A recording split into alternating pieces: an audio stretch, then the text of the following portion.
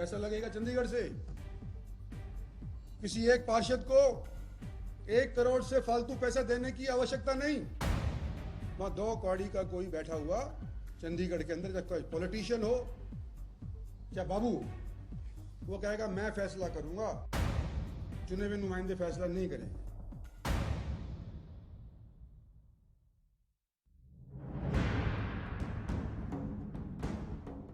तो क्या चंडीगढ़ में बैठने वाले नेता और वरिष्ठ अफसरों की हैसियत राव इंद्रजीत सिंह के लिए 2 कौड़ी की है? गुरुग्राम से बीजेपी सांसद और केंद्रीय शहरी विकास राज्य मंत्री राव इंद्रजीत सिंह ने चंडीगढ़ में बैठने वाले नेताओं की हैसियत को ललकार कर एक नई राजनीति शुरू कर दी है।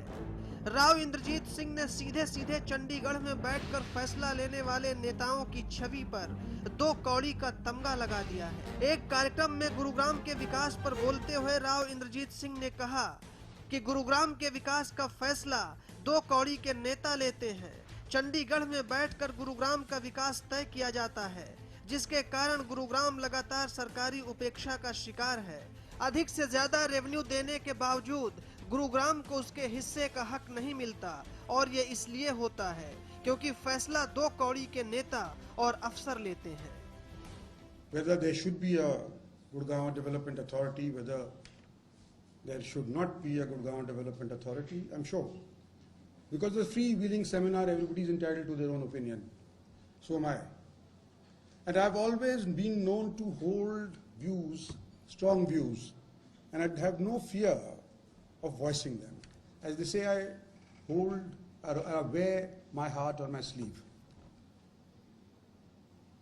Since 2006, when I was a minister, after I became first I was an external affairs minister, then I was Minister of State and External Affairs, then I became Minister of State for Defence. Since 2006, I distinctly remember that I wanted a Gurgaon Development Authority. No two ways about it. And why did I want a Gurgaon Development Authority? Because my views conformed to those of Mr. Agvesh Agarwal that Gurgaon was not receiving its fair share of development funds. And I pursued it diligently, day after day, month after month, year after year. For 3 years, I tried to convince those that were in power in those days and who Mr. M.C. Gupta says were in favor of a Gurgaon Development Authority. I tried my best to convince them to have a development authority. And what was the ultimate result? That an MLA, a gentleman who was a relative of the then Chief Minister,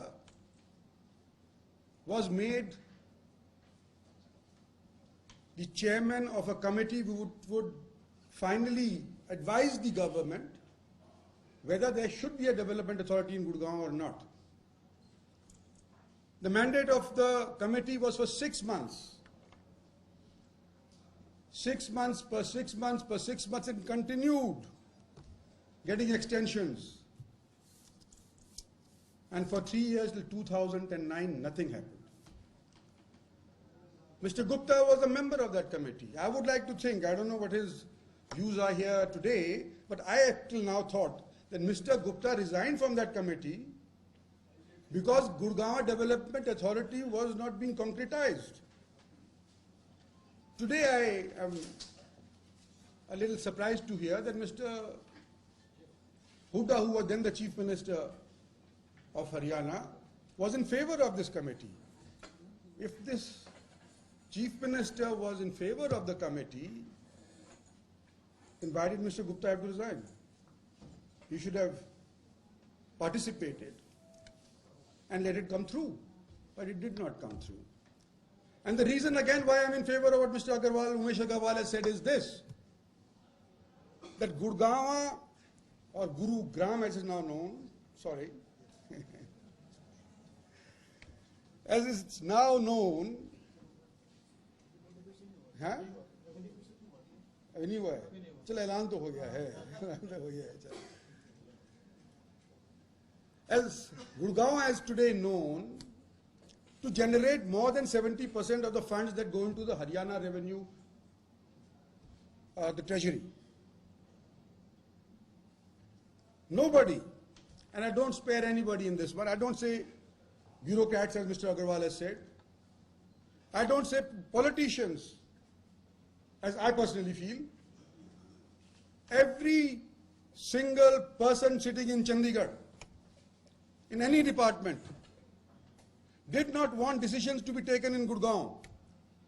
Because Gurgaon is actually the golden goose that lays the eggs. And if it was to happen in Gurgaon, who would want to sit in Chandigarh? They would want to be posted here. Today even now, there are various vested interests trying to ensure that a Gurgaon Development Authority does not take place. And in the last dispensation, in the last government, what happened? For 3 years they postponed it, and then they made the Gurgaon Municipal Corporation, which was neither here nor there. And they included a small area कि भी हमने तो तुम्हारे को corporation दे दी, जाओ घर खुशी होकर के और नींद की गोली खा करके सो जाओ. पैसा लगेगा चंडीगढ़ से. किसी एक पार्षद को 1 करोड़ से फालतू पैसा देने की आवश्यकता नहीं. वहां 2 कौड़ी का कोई बैठा हुआ चंडीगढ़ के अंदर, चाहे पॉलिटिशियन हो चाहे बाबू, वो कहेगा मैं फैसला करूंगा, चुने हुए नुमाइंदे फैसला नहीं करेंगे. और यहां तक तो मैं सहमत हूं अग्रवाल साहब की बात से, लेकिन इस बात से मैं सहमत नहीं हूं कि अब कॉर्पोरेशन वालों को ही सारा का सारा काम संभाल दो. दिल्ली में देखो, कॉर्पोरेशन है, झगड़ा है, रोजाना है. सरकार की इमेज अगर बनेगी, सरकार की एडमिनिस्ट्रेशन की इमेज अगर बनेगी, तो कायदा यह कहता है कि there should be a 1 point nodular agency. You can pick that person, whether it's a politician, whether it's a bureaucrat, to head that agency. And when accountability comes, it comes from the head of that agency. You cannot have 20 people accountable.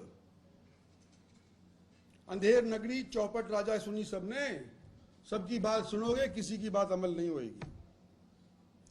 और मुझे यहां पर एक शेर आता है, शेर तो क्या एक स्टैंजा है उमर खयाम का, अग्रवाल साहब भी बोल गए.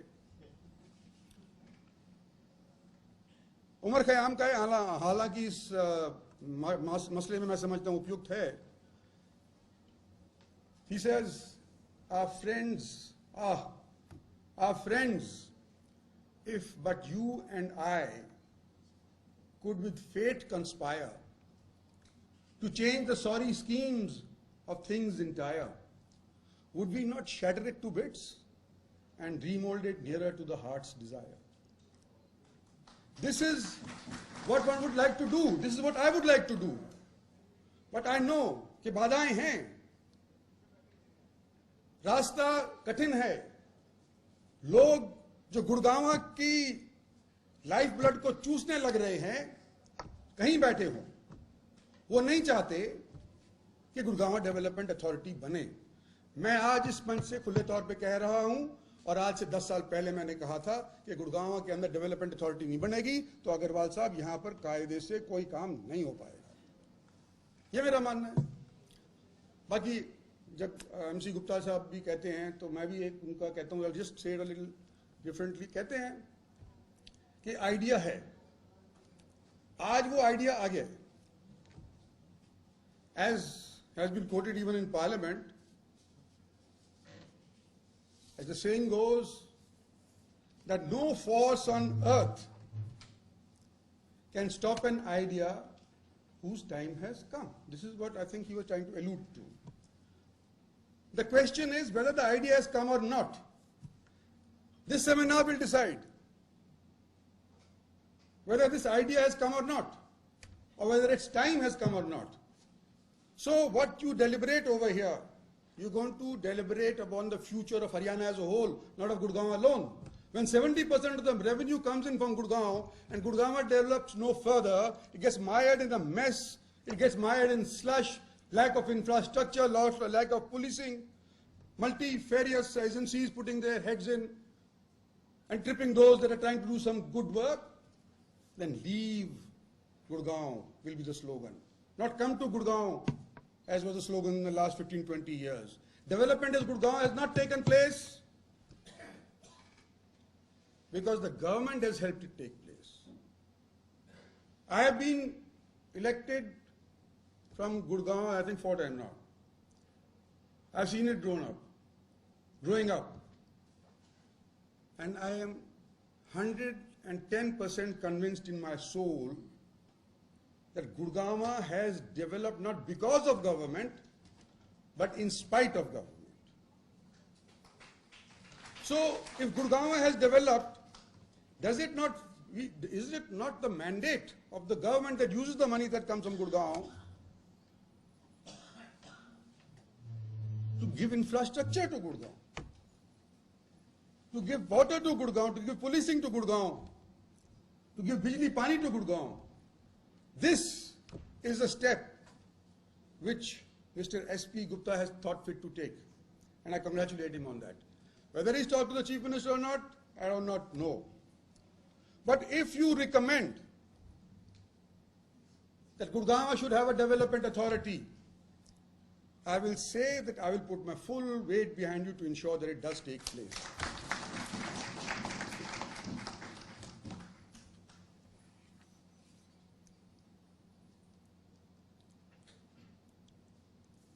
Now, some other points need to be addressed. When Gurgaon, during the last dispensation, wasn't being considered for a development authority and they made a corporation, before that, the area of jurisdiction of a authority was being debated. Mr. Gupta mentioned only areas within Gurgaon, whether 5 villages more should be added on, whether 10 villages should be added on. But there was a time when I remember when they said, why not Faridabad also part of the Gurgaon Development Authority? Rao Inderjit Singh ने Gurugram development authority बनाने की मांग करते हुए कार्यक्रम के मंच से कई अहम बातें उठाई, जिनका जिक्र उन्होंने रक्षा राज्य मंत्री रहते हुए 2 साल तक नहीं किया था। जाहिर है राव इंद्रजीत सिंह की तलखी उनके नए कद का नया इशारा है। हालांकि सवाल अभी भी यही है कि क्या चंडीगढ़ में बैठने वाले नेताओं की हैसियत 2 कौड़ी की है। देखिए, सब सरकारें अपने अपने हिसाब से चलती हैं, केंद्र सरकार अपने हिसाब से चलती है, प्रदेश सरकारें अपने हिसाब से चलती हैं। उसका इसके साथ जोड़ के देखना, उसका प्रश्न पूछना मुझे तर्कसंगत नहीं लग रहा। डिपार्टमेंट से बहुत सुधार की जरूरत है। नहीं, सुधार की जरूरत है तो वो तो सुधार की जरूरत है तो हम इंडिपेंडेंटली इसका विचार करेंगे। किसी सरकार का जोड़ के विचार करने का कोई कारण नहीं। चंडीगढ़ से गुड़गांव का फैसला होता है, 2 कौड़ी के नेता और 2 कौड़ी के अधिकारी वहाँ पर बैठ के फैसला करते हैं गुड़गांव का पैसा मतलब अपनी मर्जी से। मैं आपकी बात पर भरोसा नहीं कर सकता। दरअसल राव इंद्रजीत सिंह अक्सर गुरुग्राम के विकास के मुद्दे पर सरकार के खिलाफ बयान देते नजर आते हैं। स्मार्ट सिटी के चयन के दौरान भी ये देखा गया था, जब राव इंद्रजीत सिंह ने खट्टर सरकार के फैसले में अपना दखल दिया। हालांकि बावजूद इसके राव इंद्रजीत गुरुग्राम को स्मार्ट सिटी की लिस्ट में शामिल नहीं करा पाए। यही वजह है कि अब कुछ जानकार कह रहे हैं कि राव इंद्रजीत सिंह शहरी विकास राज्य मंत्री रहते हुए गुड़गांव को स्मार्ट बनाने की अपनी सियासी पहल को आसानी से आगे बढ़ा सकेंगे। लेकिन सवाल इसको लेकर उठता है कि आखिर राव इंद्रजीत सिंह ने शहरी विकास राज्य मंत्री का कार्यभार संभालते ही सरकार पर निशाना क्यों साधा? हाई प्रोफाइल मिनिस्ट्री थी, लेकिन पब्लिक से उसका नाता कम था।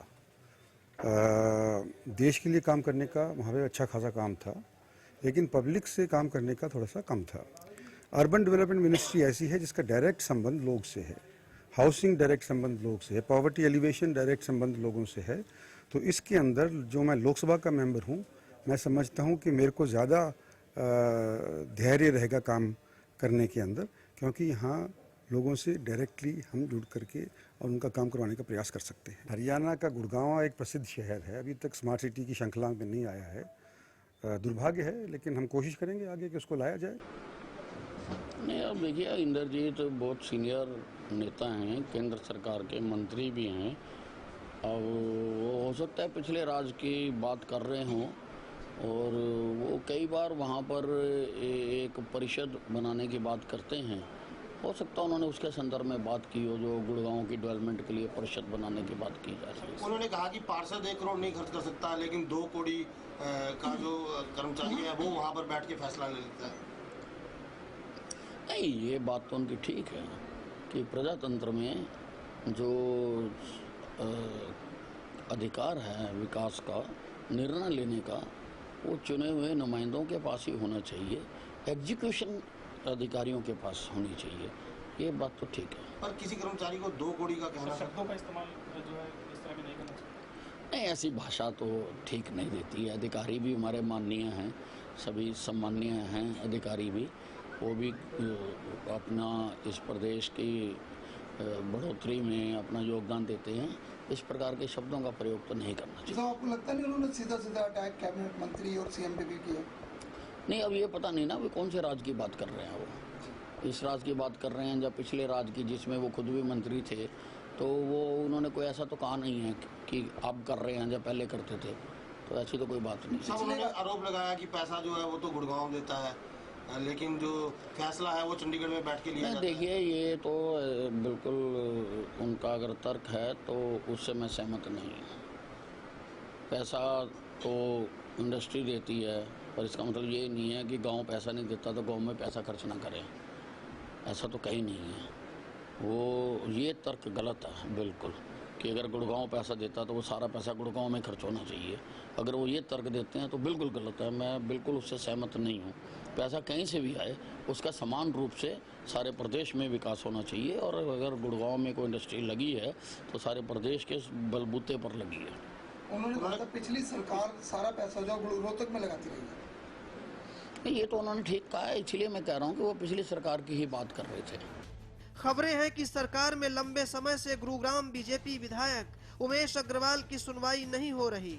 जो फैसले गुरुग्राम जिले से संबंधित लिए भी गए हैं, उनमें उनकी राय नहीं ली गई, न ही उनके साथ कोई विचार किया गया। इसमें से एक विवाद नाम बदलने का भी है। जिले में विकास की सुस्ती और बड़ी योजनाओं को रोक देने का सिलसिला स्तरीय नेताओं को सता रहा है। विधायक से लेकर सांसद तक सभी अपने कद के मुताबिक विरोध दर्ज करा रहे हैं, लेकिन स्थिति सुधरने के बजाय और बिगड़ रही है। पूर्व में रहे विवादों पर नजर डालें तो गुरुग्राम को लेकर ही राव इंद्रजीत सिंह और पूर्व सीएम हुड्डा के बीच मतभेद पैदा हुए थे, और यही अब मौजूदा सरकार में भी देखा जा रहा है। राव इंद्रजीत सिंह ने पार्टी जरूर बदली है, लेकिन मतभेद ठीक पहले जैसे हैं। राव इंद्रजीत के लिए ये कोई नया नहीं है जब उन्होंने अपनी ही पार्टी की सरकार के लोगों को ललकारा हो, लेकिन यहाँ ये जरूर है कि राव इंद्रजीत सिंह अब सरकार के खिलाफ सबसे आगे आकर खड़े हो गए हैं। देखिए, जीडीए बनाने का विचार तो राज्य सरकार का पहले ही चल रहा है, और किसी के लिए भी हल्के शब्द का इस्तेमाल, हर कुर्सी का अपना महत्व है, हर व्यक्ति का अपना महत्व है, और नेता तो वो भी हैं, इसलिए नेता वो भी हैं तो नेता यहाँ भी हैं, तो इसलिए हर व्यक्ति का हर स्तर का आदर होना चाहिए, हर एक के बारे में गरिमापूर्वक बात होनी चाहिए। राव इंद्रजीत सिंह गुरुग्राम डेवलपमेंट अथॉरिटी बनाने की मांग कर रहे हैं, और सरकार की तरफ से कृषि मंत्री ओपी धनखड़ का भी यही कहना है कि इस मुद्दे पर विचार किया जा रहा है। हालांकि सवाल हाँ नहीं से अलग सवाल सही और गलत का है। सवाल दूसरा ये भी है कि क्या ये लड़ाई दक्षिण हरियाणा बनाम हरियाणा सरकार की है। अब जो राव इंद्रजीत का बयान आया है, जिस ढंग से उसने राजनेताओं को 2 कौड़ी का कहा है, अगर कोई और दूसरा राजनीतिक दल होता तो शायद अब तक जरूर कोई ना कोई एक्शन हो जाता। अब या तो सही मायने में जो चंडीगढ़ में बैठे उनके राजनेता है जो भाजपा के, वो 2 कौड़ी की हैसियत रखते होंगे, और अगर उनकी हैसियत ज़्यादा बड़ी है तो फिर कोई व्यक्ति इस तरह की भाषा बोले तो उसको उसकी औकात जरूर पता चलनी चाहिए कि तू कितना बड़ा ताकतवर नेता है। मुझे लगता नहीं कि ये इसके खिलाफ, राव इंद्रजीत के खिलाफ कोई एक्शन लेंगे, क्योंकि कहीं ना कहीं राव इंद्रजीत से इस बात को लेकर के डरते हैं। माना जाता है कि चुनाव के दौरान दक्षिण हरियाणा में बीजेपी को मिली भारी जीत में राव इंद्रजीत सिंह का अहम योगदान था। खुद राज्य मंत्री विक्रम सिंह ठेकेदार इस बात को अलग अलग मंच से कहते भी नजर आए हैं। यही वजह है कि हाल ही के समय में सीएम मनोहर लाल खट्टर का दखल गुरुग्राम में तेजी से बढ़ा है। कष्ट निवारण समिति गुरुग्राम का जिम्मा सीएम के पास खुद है, जो कि कभी ओपी धनखड़ के पास हुआ करता था। बहरहाल शहरी विकास मंत्रालय की कमान मिलने के बाद राव इंद्रजीत का पोर्टफोलियो आगामी सियासत के लिहाज से काफी बड़ा हो गया है। ऐसे में ये देखना दिलचस्प होगा कि राव इंद्रजीत सिंह आगे किसे किसे 2 कौड़ी का नेता और अफसर बताएंगे और किसे अपने गले लगाएंगे। गुरुग्राम से नीरज वशिष्ठ के साथ Bharat Srivastava, bureau report, Haryana news. पैसा लगेगा चंडीगढ़ से।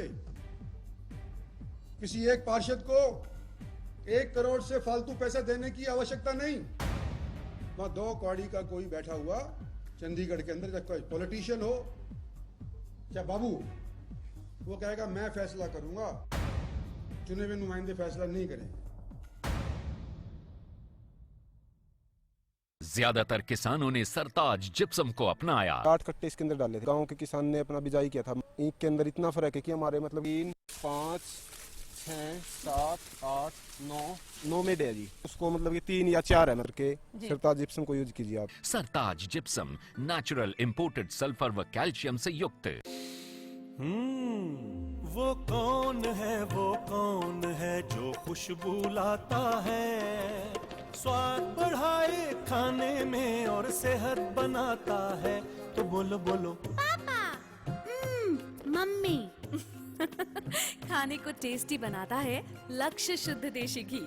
खुशबू और स्वाद में हिट, सेहत को रखे फिट। लक्ष्य शुद्ध देशी घी, स्वाद और सेहत की बात शुद्धता के साथ।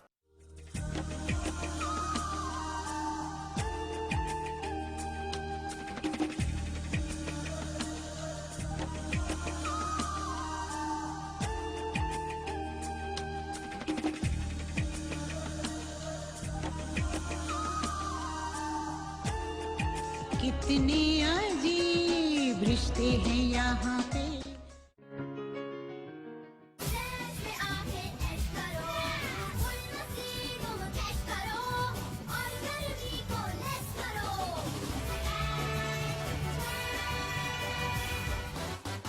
Splash, the resorts, NH65, Barwala Road, Village Talwandi, Rana, Hisar। स्वस्थ रहने के लिए मैं विश्वास करती हूँ योगा पर। बालों को स्वस्थ रखने के लिए मैं विश्वास करती हूँ सिर्फ आस्था हेयर ऑयल पर, जो बालों की जड़ तक जाकर उन्हें मजबूत बनाता है, टूटने, झड़ने और असमय सफेद होने से रोकता है। इसीलिए तो मेरे बाल रहते हैं मुलायम, लंबे, सुंदर और घने हमेशा। आस्था हेयर ऑयल, बालों की संजीवनी। सरकारी नौकरी मिलती नहीं या आप लेते नहीं, बेरोजगार रहने के 2 कारण हैं। या तो आप कोशिश नहीं कर रहे या आपकी दिशा गलत है। सरकारी नौकरी कैसे पाई जा सकती है, देखिए हमारा खास कार्यक्रम कैसे पाएं सरकारी नौकरी, हर रोज दोपहर 2:30 बजे।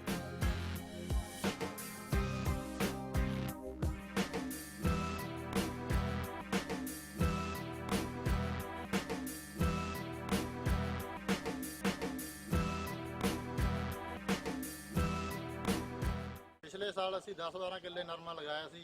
बिलीव ते चटान स्प्रेयां मिला के वरतियां, बहुत बढ़िया रिजल्ट रहा। नीम आधारित बिलीव व बैक्टीरिया युक्त चट्टान की शानदार जोड़ी आपके नरमे की फसल से सफेद मक्खी व रस चूसने वाले कीटों का समूल नाश करके आपकी फसलों को देती है संपूर्ण सुरक्षा।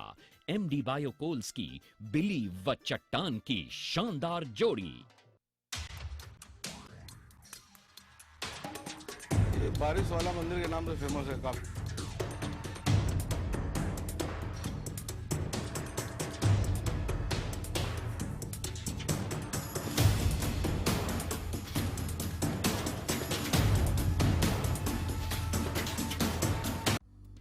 सिरसा में अब खत्म हुआ अंतर्राष्ट्रीय स्तर की शिक्षा का इंतजार।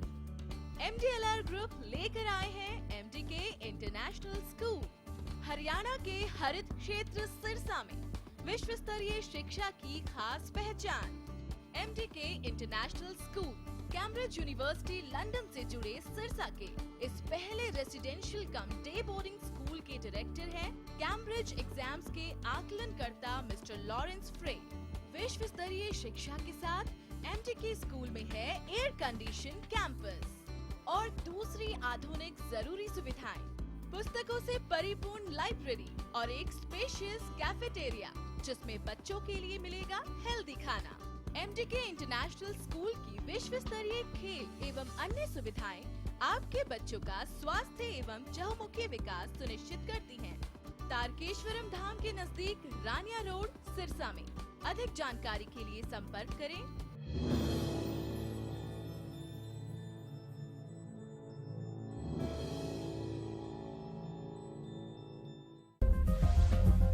बालों की समस्या से क्यों हो परेशान?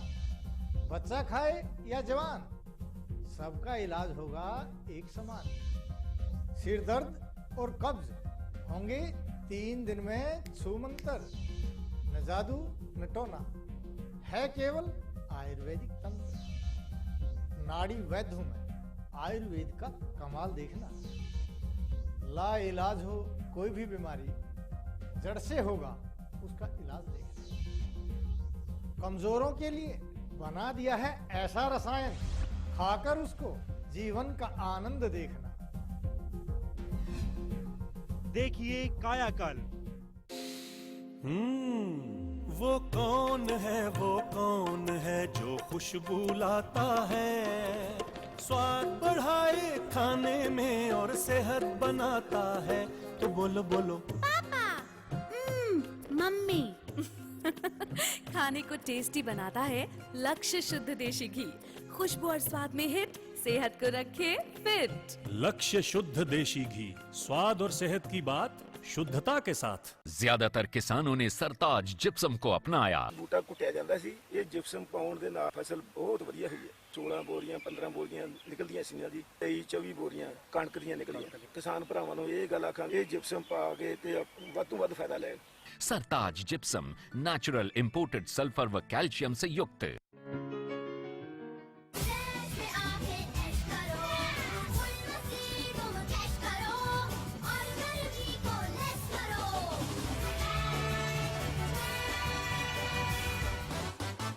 Splash water world, Satpura Chowk near power house, Rohtak.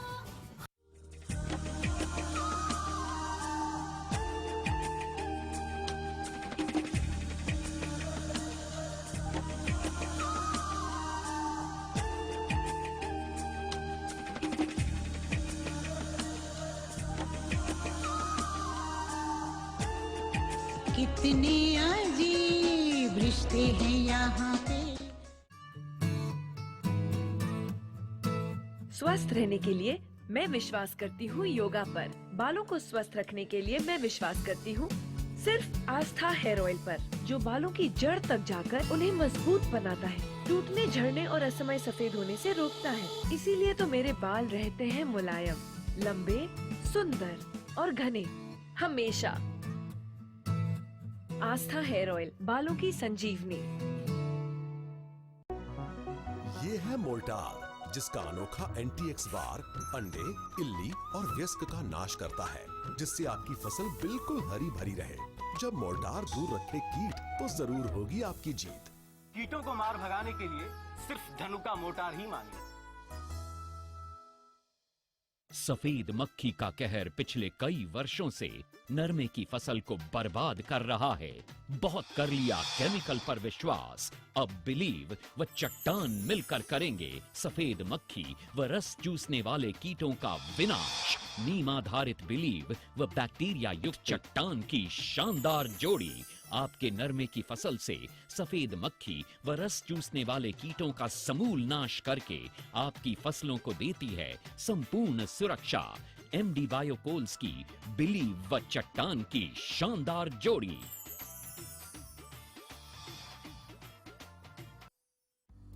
The wait for global education in Sirsa is finally over.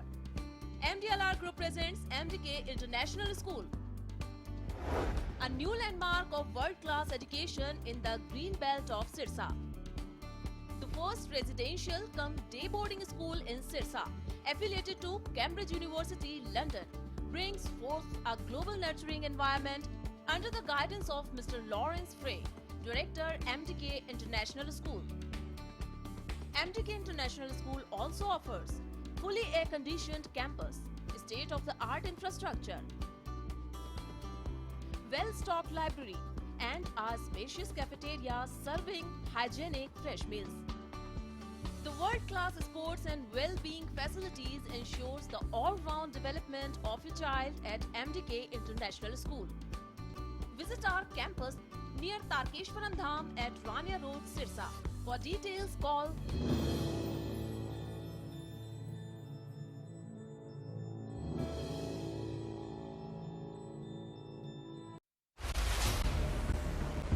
जो वाटर सप्लाई की लाइन है ये कम से कम 8 या 10 फुट गहरे हैं, जिससे जो लीकेज हो जाती है तो पानी हमें पूरा नहीं मिलता, साफ पानी नहीं मिलता। देश के राष्ट्रपति कौन है? कितनी क्लास तक पढ़े हो आप? 10वीं। 10वीं के आगे क्यों नहीं पढ़ पाए? गांव में बिजली की समस्या है, बिजली नहीं आती। गली में पानी भरा हुआ है, इसमें ऐसी पाइप लगा दी, अभी 1 महीना नहीं हुआ इसको लगा हुआ, ये गड़ के पड़ गई है।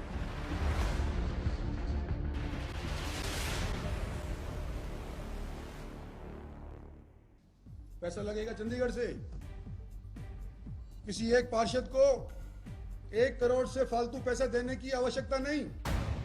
वहां 2 कौड़ी का कोई बैठा हुआ चंडीगढ़ के अंदर, जब कोई पॉलिटिशियन हो क्या बाबू, वो कहेगा मैं फैसला करूंगा, चुने हुए नुमाइंदे फैसला नहीं करेंगे। बीजेपी के उनका इतना बड़ा जो कार्यभार था उसे दूसरे को दे दिया गया, उसी पर इनके बड़े सांसद कोई छोटा पद नहीं है, बीजेपी के सांसद सीधे तौर पे ये कहते हैं कि शुक्र मनाएं, उन्हें सबक लेना चाहिए, वो परफॉर्म नहीं कर पाए, उन्हें बीजेपी ने राज्यसभा भेजा, यही उनके लिए काफी है।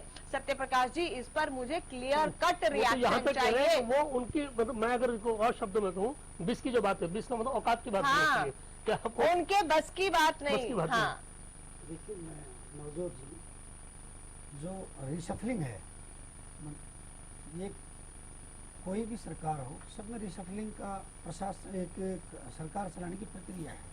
और भारतीय जनता पार्टी के अंदर किससे काम संगठन में लेना है, पार्टी में लेना है, किसको मंत्री बनाना है, ये सब एक दायरे में होता है। और दूसरी बात, जो रिशफलिंग हुई है, ये प्रधानमंत्री का अपना विवेक अधिकार है, ये आप भी जानते हैं। जहाँ तक राजकुमार सैनी की बात, हम तो उस पे सवाल ही नहीं खड़ा कर रहे, मेरे तो सवाल ही 2 है। नहीं, आप प्रधानमंत्री ने क्या किया क्या नहीं किया, वो उनका प्रेरोगेटिव है, मेरा सवाल दूसरा है। वहीं से आई है। नहीं, मेरा सवाल ये है, पहले आप मेरा सवाल सुन लीजिए स्ट्रेट। मेरा सवाल ये है, चौधरी वीरेंद्र का डिमोशन स्ट्रेट, और दूसरा राजकुमार सैनी खुद ही इस बात को जस्टिफाई कर रहे हैं कि उनका डिमोशन है, और वो हम भी नहीं कर रहे, आप ही के पार्टी के सांसद और दूसरे आप ही के पार्टी के बड़े मंत्री। देखिए, राजकुमार सैनी की अपनी व्यक्तिगत राय है, माय गॉड, पार्टी का उसके इस बयान से आजकल मजाक लगने लगता है जब ये कोई कहता है कि उनकी व्यक्तिगत राय है। और आप हाँ, मतलब एक सांसद पार्टी का दूसरा मंत्री, मजाक। आप भी मत कहिए डीपी कौशिक जी, कांग्रेस भी यही कहती है, तो मजाक लगता है। आजकल बीजेपी और कांग्रेस एक ही शब्दों का, आपकी अंदरूनी लड़ाई पर भी आप लोग यही कहते हो व्यक्तिगत है, व्यक्तिगत। अब छोड़ दीजिए, जिनके घर शीशे के हो दूसरों पर पत्थर मारते हुए अच्छे नहीं लगते। लेकिन चलिए इधर आती हूँ। हाँ, जहाँ तक है कद घटाने की बात, देखिए चौधरी वीरेंद्र सिंह पहले भी कैबिनेट के वजीर थे, आज भी कैबिनेट के वजीर हैं, और डिपार्टमेंट का अगला प्रति कोई बहुत ज्यादा महत्वपूर्ण विषय नहीं है। बिल्कुल महत्वपूर्ण है। आप मुझे बताइए, हरियाणा के बड़े मंत्री थे वो, हाँ, ग्रामीण विकास मंत्रालय वो संभाल रहे थे, हरियाणा के लोगों को बड़ी उम्मीदें थी। इस्पात मंत्रालय क्या कम? इस्पात मंत्रालय कम नहीं, आपकी बात माने, लेकिन जो अहमियत ग्रामीण विकास मंत्रालय की है, जिसकी बूते पर पार्टी संगठनात्मक तौर पर, राजनीतिक तौर पर बहुत बड़ा लाभ ग्रामीण अंचल में ले सकती है, और ग्रामीण योजनाओं को, जिन बातों का ख्वाब मोदी दिखाते रहे हैं, उन चीजों को जिस ढंग से इम्प्लीमेंट ग्रामीण विकास मंत्रालय कर सकता है, उसके लिए बहुत सक्षम और बहुत सूझबूझ और त्वरित फैसले लेने वाला मंत्री चाहिए।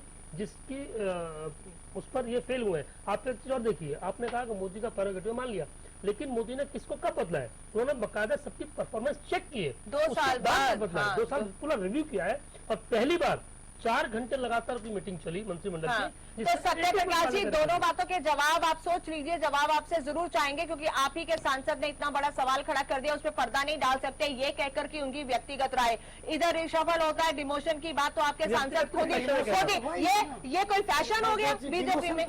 तो प्रमोशन है कैबिनेट के वजीर। Just tell me what is your MP Singh, आपके सांसद की टिप्पणी क्या कहती है? मुझे सांसद की टिप्पणी से पार्टी नहीं रखती। देखिए पार्टी तो फिर राजकुमार सैनी पर कोई एक्शन होगा? कितनी बार पार्टी एक्शन नहीं लेगी? आई वॉश, दिनेश जी चलिए, आई वॉश करना बंद कीजिए सत्य प्रकाश जी, जवाब दीजिए। सब जानते हैं, हरियाणा की जनता जानने लग गई है कि अब आप आपके जो जवाब है वो थोड़े मजाक लगने लग गए। जी हाँ, इन्होंने कहा था कि मिनिमम गवर्नमेंट मैक्सिमम गवर्नेंस, हाँ, और उसके तहत इन्होंने कहा था कम से कम मंत्रालय, मतलब कम से कम वजीर बनाकर हम ज्यादा से ज्यादा काम करके दिखाएंगे। आज 26 महीने की सरकार हो चुकी, इन्होंने केंद्र के अंदर 30 लाख नौकरियां देने का वायदा किया था। उस हिसाब से अब तक 13 लाख नौकरियां आवंटित हो जानी चाहिए थी केंद्र में। अगर हम केंद्र की बात करें तो वहां रोजगार नहीं मिला, हम हरियाणा की बात करें तो यहाँ रोजगार उल्टा छीने गए हैं। और बात आती है रीसफलिंग की, जो रीसफलिंग आज हो रहा है, जो हुआ है, उसको भाजपा कुछ भी नाम दे। जैसे आज मेरे साथ बैठे उनके प्रवक्ता कह रहे हैं कि सांसद की बयान कोई महत्व नहीं रखते। अगर सांसद का बयान महत्व नहीं रखता तो मैं समझता हूँ आपका बयान तो बिल्कुल ही महत्व नहीं रखता। आप किस अहमियत से यहाँ पर बैठे हैं, किस तरीके से आप बोल रहे हैं, आपको कौन आइडेंटिफाई करेगा अगर एक सांसद का बयान महत्व नहीं रखता तो। और मैं अनिल जी की इस बात से बिल्कुल सहमत हूँ, जो उन्होंने कहा कि भाजपा एक ऐसी पार्टी है जहां ये सब कुछ नहीं चलता, लेकिन उसके बावजूद कभी साक्षी महाराज बोलते हैं, कभी राजकुमार सैनी बोलते हैं, कभी कोई और बोलते हैं। ये निश्चित है कि किसी न किसी प्लानिंग के तहत ये सब कुछ हो रहा है, कि किसी को छूट दे दी जाती है कि आप बोलते रहिए, लेकिन उसके ऊपर कोई कार्रवाई संगठन नहीं करता। संगठन दोनों हाथों में लड्डू रखने, संगठन नाम की चीज ही नहीं है आज भाजपा में। आज जो कुछ होता है केवल एक कमरे के अंदर होता है। अमित शाह तय करते हैं कि किस स्टेट को कैसे जीतना है, वहां से वोट कैसे लेने हैं, कहां पर सरकार कैसे बनानी है, कि वही मंत्रालय तय करते हैं, वही मंत्री तय करते हैं, एक व्यक्ति रह गया। दूसरी बात मैं कहना चाहता हूं कि इस्पात मंत्रालय की हम बात करते हैं। हिंदुस्तान के अंदर हमारे रोजगार देने में तीसरे नंबर का डिपार्टमेंट है। सबसे पहला है रेलवे का, दूसरा है होम का, तीसरा इस्पात है, चौथा रोड ट्रांसपोर्ट और पांचवा है सेना का। तीसरे नंबर का डिपार्टमेंट है। आपको ग्रामीण विकास मंत्रालय मिला जिसके अंदर मनरेगा जैसी इतनी बड़ी योजना थी, आप वहां फेल हो गए, तो इस्पात मंत्रालय में हम आपसे क्या उम्मीद कर लेंगे। और दूसरी तरफ भाजपा की सरकार ये कहती थी कि हमने हरियाणा को 4 मंत्री दिए, 4 बहुत बड़ा हिस्सा दिया है, लेकिन डिलीवरेंस क्या है पिछले 26 महीनों में? उसी डिलीवरेंस पे तो आखिरी बात से क्या मिला, ये बड़ा सवाल है। आखिरी बात में ये क्या, और अब तो कोई उम्मीद ही नहीं रह जाएगी फिर मिलने की। आखिरी बात मैं ये कहना चाहता हूं कि जिस तरीके से रीसफलिंग हुई है, निश्चित तौर पर आने वाली विधानसभाओं के चुनावों को ध्यान में रखते हुए और जितने भी जातिगत समीकरण है, किसी जाट को लेना है, हिंद को लेना है, भूजा को लेना है, पंजाब का चुनाव सिर पे है, उत्तर प्रदेश का चुनाव चलिए, वो सभी पार्टियां सब चीजों को लेकर वो सभी पार्टियां, मुझे नहीं लगता कि कहीं मंत्रियों के कामों को अगर चेक किया गया है, अगर काम चेक किए गए तो ये रीसफलिंग तो कभी भी हो सकती है। नुजत से बताऊं, रीसफल तो बहाना था, सरकार ने अपनी कमियां छुपाना था। देखिए सरकार ने कुछ नहीं किया। अब रीसफल के कहें तो इनने कुछ अगर नहीं किया होता और दूसरे मिनिस्टरों ने क्या कर लिया। अब किसी का उठा के देख लीजिए, कह रहे हैं हमने जांच पड़ताल की, किसने क्या किया। देखिए इन दोनों मंत्रियों ने, हरियाणा का दुर्भाग्य ही है, कहते हैं हमने 4 मंत्री लिए, पहले कृष्णपाल गुर्जर को हटाया गया था, उनको रीसफल किया गया था, इन दोनों को कर दिया। दोनों मंत्रियों से ये पूछिए हरियाणा के लिए इन्होंने किया क्या। इतने अच्छे डिपार्टमेंट इनके पास में, अगर करना चाहते तो शायद दे सकते थे। इन मंत्रियों ने हरियाणा को क्या दिया 2 सालों में, ये बड़ा सवाल है जो शायद हरियाणा की जनता भी जानना चाहेगी। अरे खुद कहते थे, ये कहते थे हम बहुत पावरफुल, मेरे पास मंत्रालय है। रोहतक में पहली रैली में जाट आंदोलन के टाइम जिन लोगों को भड़काया था, ये कहा था मेरे पास पावर मंत्रालय में, मैं बहुत कुछ करूंगा। आज खुद अपने इस पर हाशिए पे चले गए, देख कुछ नहीं किया हरियाणा में इन्होंने। देखिए राव इंद्रजीत सिंह के पास जो मंत्रालय था, रक्षा राज्य मंत्री, पिछली सरकार में वही मंत्रालय उनके पास था, इस बार भी मंत्रालय था। उन्होंने सिवाय सेंट्रल ये जो आपको विश्वविद्यालय दिया है, उसके अलावा और कुछ उन्होंने नहीं किया ना। वो करने की ठीक है कुछ कर पाएंगे। वो अभी मनोहर पर्रिकर जो मेडिकल कॉलेज खोलने की बात करके, आर्मी मेडिकल कॉलेज, वो चीजें, अदरवाइज कुछ नहीं है।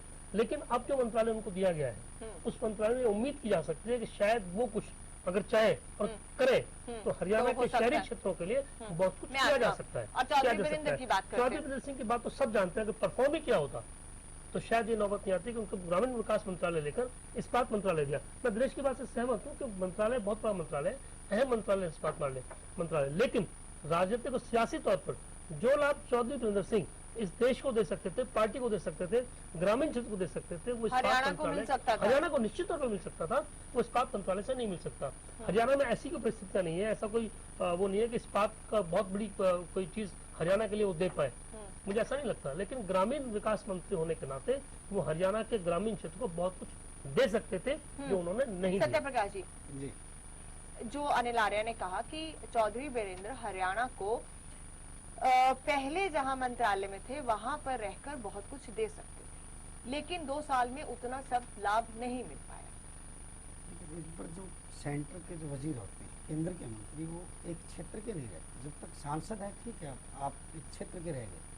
जब आपके ऊपर पूरे मंत्रालय की और पूरे देश की जिम्मेवारी है तो आप पार्शलिटी नहीं कर सकते। ओवरऑल बात करके साथ में हरियाणा को जोड़ रहे हैं, पार्शलिटी नहीं कर सकते। वो ओवरऑल बात करके हरियाणा को जोड़ रहे हैं। खूब देखते नहीं, जो जिस तरह की एग्रीकल्चर में जो स्कीमें हैं, रूरल डेवलपमेंट जो स्कीम है, नेशनल रूरल डेवलपमेंट मिशन है, उसके अंदर हरियाणा में बहुत काम हुआ। और ये एक ऐसा डिपार्टमेंट है क्या कि आप एक चीज बता दीजिए जो ग्रामीण विकास मंत्रालय हरियाणा के लिए क्या है, एक 2 चीज बता दीजिए हमको। ग्रामीण विकास मंत्रालय ने हरियाणा के लिए कुछ किया है ना, जो नेशनल हर मंत्री करता है उसके लिए, क्या ये इसके अंदर नहीं है? क्या ये भी तो इसी के अंदर है? जो गाँव का जो विकास का पूरा काम है वो इसके मार्फत पूरा हुआ है। नेशनल रूरल डेवलपमेंट मिशन को पूरे अच्छे ढंग से लागू किया गया है। और ये आप भी जानते हैं कि जो ग्रामीण विकास मंत्रालय है, इसका चैनल स्टेट के मिनिस्ट्री के थ्रू होता है। इसमें डायरेक्ट कोई भी स्कीम इम्प्लीमेंट नहीं इसका मतलब स्टेट ने काम किया ना, स्टेट में। तो आप रूरल डेवलपमेंट में कितना काम हुआ है? नवजोत जी, आप तो विषय से अलग बोल रहे हैं, लेकिन आपने, मैं सुन रहा था और नवजोत ने आपको टोका भी नहीं जब आप सारा विषय से हटके बोल रहे हैं। आप या तो विषय पे या फिर मेरी विषय से हटके बोल रहे हैं। जहां तक चौधरी वीरेंद्र सिंह का सवाल है, उनके पास ग्रामीण विकास मंत्रालय था, रोड ट्रांसपोर्ट तो नितिन गडकरी के पास थी, आप उसको कंफ्यूज ना करें। एक बात, दूसरा ग्रामीण विकास मंत्रालय, ग्रामीण विकास मंत्रालय बात नहीं की है। हाँ, ग्रामीण विकास मंत्रालय में ड्रिंकिंग वाटर एक अहम पार्ट है। और वो जिला जींद के रहने वाले, और जींद जिला, हिसार जिला, मैं वैसे तो पूरे देश की बात करूंगा, लेकिन मैं साथ में हरियाणा की और उस जिले की खास तौर पर जहाँ के वो, क्योंकि ऑब्वियसली अपने प्रदेश को जहाँ से वो मंत्री है मैं आपकी बात को एंडोर्स कर रहा हूँ, सहमत हूँ आपकी बात से कि जब जींद में जो रैली थी जिसमें मुख्यमंत्री मौजूद थे, वहाँ उन्होंने जींद को लेकर कई कटाक्ष मुख्यमंत्री पे किए थे। इसलिए मैं आपकी बात से बिल्कुल सहमत हूँ कि जींद क्षेत्र में कम से कम भूमिगत पानी जो बात आप कर रहे हैं। बात आगे राव इंद्रजीत सिंह जी की। राव इंद्रजीत सिंह के पिता राव वीरेंद्र सिंह कांग्रेस के अंदर कम से कम 20 साल तक वो कृषि मंत्री रहे केंद्र में, और आज तक भी वो दक्षिणी हरियाणा के पानी के लिए रोना रोते हैं। आपके पिताश्री 20-20 साल कृषि मंत्री केंद्र के रहे, पावरफुल मंत्रालय आपके पास था, और आज आप अभी तो कहते हैं कि मेरे पास वहां काम करने के लिए कुछ खास था नहीं। आपके पास कुछ खास था नहीं, दूसरी तरफ आप कहते हैं मैंने बहुत कुछ कर दिया। जैसा अनिल जी ने कहा, केवल एक रक्षा मंत्रालय वाली बात तो मानते हैं, वो रक्षा जो डिफेंस यूनिवर्सिटी की बात आई, लेकिन उसके अलावा जब पीछे भी ये सरकार में कांग्रेस की में 2 बार मंत्री रह लिए, अब भी इनके पास डिपार्टमेंट बहुत बढ़िया था, ये विदेश राज्य मंत्री भी रहे हैं, रक्षा राज्य मंत्री भी रहे हैं, और आज अगर इनको शहरी विकास मंत्रालय मिला भी है, मुझे नहीं लगता कि शहरी कारण गुड़गांव का नगर निगम उठा के देख लो आप, नगर निगम का आज मेयर हर आदमी जानता है कि वो राविंदरजीत सिंह के चेले हैं, वो भाजपा ही नहीं है, वो राविंदरजीत सिंह के चेले हैं जो जिनको मेयर बनाया गया है। और पिछले 5 साल में कितनी लूट गुड़गांव नगर निगम में हुई है, अरबों रुपए यहाँ पर जो घोटाले हुए। सत्यप्रकाश जी, आप हम क्या उम्मीद करें? आरोप लगाना इनका अपना काम है। अब घोटाले हुए, कहाँ हुए, किस जगह हुए, तो आप बताएं। और जहां तक आप व्यक्तिगत पार्टी की बात हो रही है, यहाँ पर जो नगर निगम मेयर की, उसका भी एक तो कार्यकाल पूरा हो, उसका मैं आपको जानकारी चलिए मैं छोटे मसले और पर नहीं व्यक्तिगत मेरे पास बड़े मसले दोनों मंत्री हरियाणा के चर्चित मंत्री, आज जब इन्होंने हरियाणा के लिए बढ़िया महकमा आया है, कभी कुछ नहीं है, एक पार्टी का वफादार नहीं हो सकता, अपने काम के लिए क्या वफादारी करेंगे? ये तो आप अपने काम करेंगे, बताइए। देश के अंदर जो 6-7 व्यक्तिगत आरोप पे आपका ये पंजाब कुछ नहीं कर सकते। इन सब विधानसभा चुनावों को लेकर इनकी अपनी एक रणनीति है, देश और प्रदेश के हित में करने का कोई विजन मुझे लगता नहीं। ये दो वो मंत्री हैं जो हमेशा से ही प्रदेश के मुख्यमंत्री की कुर्सी और रेस में रहे हैं और कुर्सी पर चर्चित मंत्री रहे। चौधरी बीरेंद्र की भी यही ख्वाहिश और राव इंद्रजीत की भी यही ख्वाहिश, वो कहते भी रहे, वो खुलकर भी कहते रहे, और अब उनके मंत्रालय भी बदल गए हैं। चौधरी बीरेंद्र से लोगों को काफी उम्मीदें थी हरियाणा में, लेकिन 2 साल में आपकी नजर में वो कितना डिलीवर कर पाए हरियाणा के लिए? भले सत्य प्रकाश जी ये कहें कि नहीं उनको सब देखना है, किसने मना किया है, लेकिन जिस प्रदेश के आप मंत्री हैं वहाँ की लोगों की एक्सपेक्टेशन जाहिर तौर पर आपसे होती है। निश्चित तौर पे होती है। मैं सत्य प्रकाश जी से सवाल पूछा था कि हमको 2 ऐसी बातें बता दें, 2 ऐसे एग्जाम्पल दे दें कि जो चौधरी बीरेंद्र सिंह ने हरियाणा के लिए एक्सक्लूसिवली कुछ किया हो, या वो कहता ना कि अंधा बांटे रेवड़ी अपने अपनों को दे, अपने क्षेत्र के लिए, अपने प्रदेश के लिए। वो तो अपने इलाके के लिए रोक रहे हैं कि वहाँ कुछ विकास अपने इलाके के लिए बहुत कुछ मांगते रहे, कहते रहे। ये जो व्यक्तिवादी जो पार्टियां हैं ना, ये काम वहाँ होता है कि अंधा बांटे रेवड़ी अपने अपने को देंगे। हमारी सरकार के अंदर ऐसा कुछ भी नहीं का विकास। तो इसका मतलब चौधरी बीरेंद्र का जो परफॉर्मेंस था वो डेफिनेटली नवजोत बिल्कुल नहीं। अगर बंगाल पहले तो मैं बंगाल से बिहार से आप बहुत बोल चुके और आप बोल रहे, आप सुन लीजिए, एनडीए में हो, आप सुन लीजिए में हो, आप इनको लेकिन मंत्रालय वो मांगते हैं, सुन लीजिए आप रेलवे का। रेलवे क्यों मांगते हैं? कि रेलवे में रोजगार है, इसलिए रेलवे मांगते हैं। मैं ये कह रहा हूँ जो व्यक्तिवादी पार्टी की ये बात करते हैं, जब मोदी जी जाते हैं जिस स्टेट में जाते हैं उसी स्टेट को अपना लगाव क्यों बताते हैं? मैं हरियाणा मेरी कर्म भूमि है, आसाम में गए तो मैंने यहाँ की चाय बहुत उबाल कर बेची है, किसी और स्टेट में गए तो मेरा तो यहाँ पे बहुत लगाव रहा है, मैंने तो यहाँ पे अपने कुर्ते पजामे सिलवाए हैं, कहीं पे दुपट्टा सिलवाया है। ये हर स्टेट में जहाँ जाते हैं अपना बताते हैं। तो अगर अपनेपन की ये बातें रीजनल पार्टियां करती हैं तो आप इसका मतलब केवल वोट काटने के लिए लोगों को मूर्ख बनाने का काम करते हैं। इनका जवाब दे, इनका चिंतन और चरित्र ऐसा नहीं, इनकी बात का जवाब दिया। क्या बात कर रहे हैं? ये डिबेट में उठाने की बात है कि जो ये बातें कर रहे हैं। कौन सी बात डिबेट में उठाने की है? मैं आपसे नहीं पूछूंगा, आप ही बताएंगे। उसका जवाब दूंगा। अग्रवाल साहब, आपको यही नहीं पता कि सांसद होता क्या है? आप सांसद के लिए कह देते हैं कि उसके अपनी निजी राय, आपके लिए इसका महत्व नहीं है। जो व्यक्ति अपनी पार्टी के सांसद को महत्वहीन कहते हैं, विधानसभा क्षेत्र उस व्यक्ति को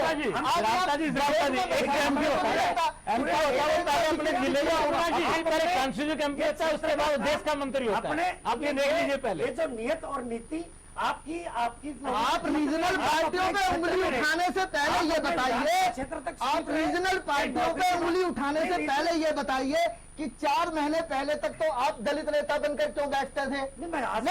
नहीं, आज काम ना करो। आप भाजपा की तरफ से क्यों नहीं बैठते थे? अब आप भाजपा की तरफ से क्यों बैठते हैं? रीजनल पार्टियों पे आप उंगली उठा रहे हैं। आप में झांकिए, हरियाणा को पिछले 26 महीने में केंद्र से ना सवाल है, आप सीख लीजिए, ट्रेनिंग ले लीजिए। रुक जाओ, अरे ट्रेनिंग का यही तो होंगे, आपको सिखाया जाता है कि कैसे किस तरीके से धर्म को आपस में लड़ाना है, जातियों को आपस में लड़ाना है, कैसे दंगे करवाना है। ये ट्रेनिंग आपसे मिलती है। ओके, ट्रेनिंग है। चलिए अनिल आर्य, मुझे एक मिनट मुझे बात करनी दीजिए। चलिए जल्दी से बोले, मुझे ब्रेक बिल्कुल मैं आपकी बात, देखिए मैं आपसी बात से बिल्कुल इत्तेफाक नहीं रखता कि चौधरी बीरेंद्र सिंह तक बैठा है और ना ही राव इंद्रजीत जी को जितनी महत्वपूर्ण जिम्मेवारी दी गई है, जो गरीबी उन्मूलन, शहरी गरीबी उन्मूलन, शहरी विकास का जो महकमा दिया गया है, डायरेक्ट लोगों से जुड़ा हुआ है और इसमें और ज्यादा काम हरियाणा के लिए भी किया जा सकता है। और जहां तक इस्पात मंत्रालय का पता है कि रोजगार की कितनी संभावनाएं हैं। आप जानते हैं कि हरियाणा में जो KMT जो आ रहा है और जो जिस तरह से इंडस्ट्रियलाइजेशन का काम हो रहा है, उसमें हमारे लिए रोजगार की संभाल आप ये नहीं कह सकते। और जिस तरह से सुनिए आप भी बहुत बोलिए, एक बार मेरी सुन तो लीजिए। आप सवाल कर जाएंगे, सुनेंगे तो फायदा क्या होगा? आप अपनी बात को आप काट रहे हैं। नहीं, मैं बिल्कुल नहीं काट रहा। अभी आपने कहा कि पूरे देश का होता है, बिल्कुल होता है।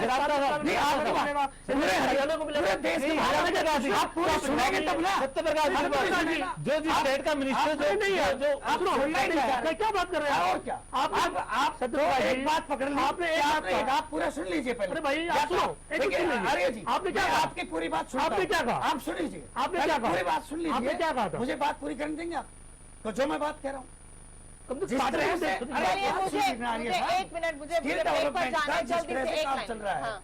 चाहे वो अर्बन मिनिस्ट्री के अंदर पूरे देश में काम चल रहा है स्किल डेवलपमेंट का, और जिस तरह से जिम्मेदारी दी गई है तो पूरे देश के लोगों के लिए, चाहे स्टील का ही है, चाहे टेक्सटाइल है, इसमें रोजगार की अपार संभावना है। और हम ज्यादा से ज्यादा सेक्टर है हर जगह। और हम क्या चाहते हैं? पैसा लगेगा चंडीगढ़ से। किसी एक पार्षद को 1 करोड़ से फालतू पैसा देने की आवश्यकता नहीं। वहां 2 कौड़ी का कोई बैठा हुआ चंडीगढ़ के अंदर, चाहे कोई पॉलिटिशियन हो, चाहे बाबू, वो कहेगा मैं फैसला करूंगा, चुने हुए नुमाइंदे फैसला नहीं करेंगे। इस प्रोग्राम के सह प्रायोजक हैं धानुका, खेती की नई तकनीक। इस प्रोग्राम के सह प्रायोजक हैं कीटों का करे सर्वनाश, बिलीव और चट्टान की जोड़ी।